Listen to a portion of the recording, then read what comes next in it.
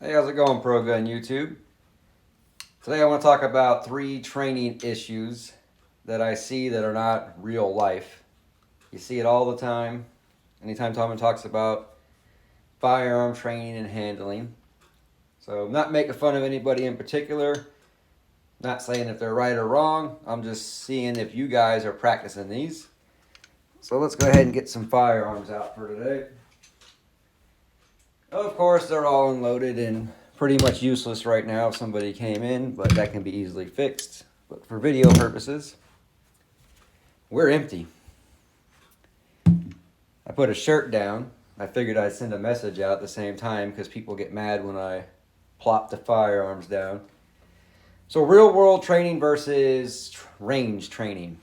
So you always hear them say, keep your finger off the trigger, which is good advice. So it looks something like that.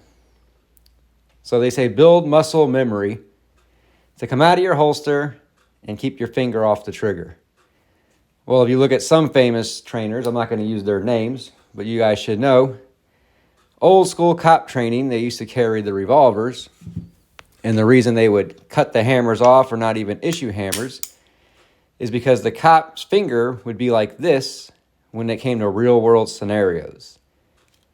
So the training you need to do with an empty gun or at the range is pull your firearm and say, stop, son of a bitch.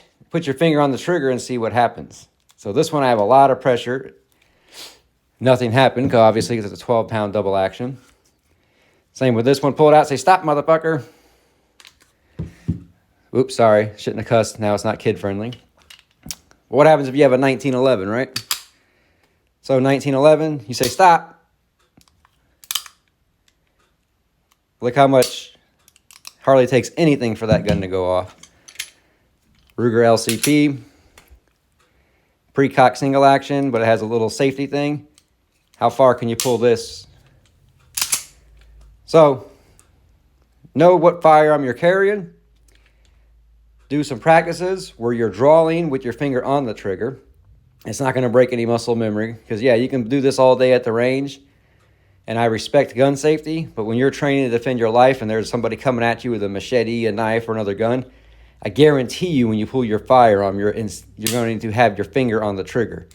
So you need to know how easily your firearm could go off or how difficult it is to go off.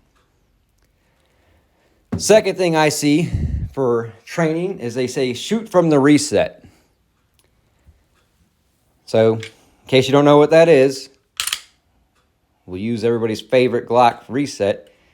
You pull the trigger, the slide cycles, they slowly come off to see where it resets and pull again. You think in a self-defense situation, I'm going to be listening for this thing to re-click? No. You're going to come out and you're going to be firing as soon as you can to stop the threat. So at the range, don't practice boom and then hear that little stupid click that you hear in all the videos. You need to learn how to double tap, boom, boom, and then one for the head. Remember, you're stopping the threat. You don't shoot the kill. But yeah, shoot them in the head will probably stop the threat. Same way with a 1911. You hear them go, oh yeah, super short to get your next shot off. Does it make more sense to fire the trigger as fast as you can or to fire slowly come up and then fire again, slowly come up, fire again? No, you're going to be moving your finger like that. There is no this, reset, this, reset. So yeah, it's great to practice trigger reset for target shooting. You're becoming a better shot because you're only moving your finger, the rest of your body staying still. But when you're firing for self-defense, you need to practice self-defense. Last thing I'm going to talk about is all these grip. You know, they say make sure your hands point at the ground, make sure your thumbs meet, have that nice safety grip. Yeah, it's another nice thing to do at the range, but this is called a handgun. Look up the definition of a handgun. It's a gun that's made to be shot one-handed. Your other hand, you're either going to be pushing your kid out of the way, you're going to be getting them off you, you may be opening the car door. You're definitely going to probably be clearing a cover garment. So if I'm clearing a cover garment, I'm not worried about this. I'm going to get my gun out, start defending myself. You better learn how to shoot one-handed. Forget these gas pedals and all these stupid grips. That's great for follow-up shots. I'm right-handed, so another good thing to do is shoot with your left hand, because more people try to fight people off and maybe hold your kid back with your strong hand, and your weak hand may only be available, or something happens to your strong hand in general. So again, to recap, I'm not calling anybody out. I'm not saying firearm training is stupid.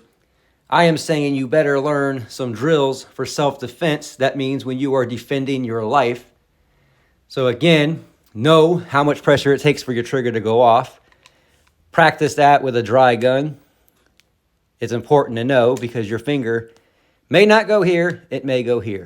And I know if I hold this gun on somebody, if I clear the holster and my finger accidentally comes off a little bit, I fired it. That doesn't look good in court. Again, stop this shooting from the reset crap when you're defending yourself. Just pull the fucking trigger and let it reset wherever it resets and pull it again. And stop with all these gas pedals and grip. You need to learn how to shoot one-handed. One-handed self-defense, stop the threat, then go get your two-handed method. All right, I appreciate you watching. Sorry I didn't keep it kid-friendly. If any kids are watching, don't be like me.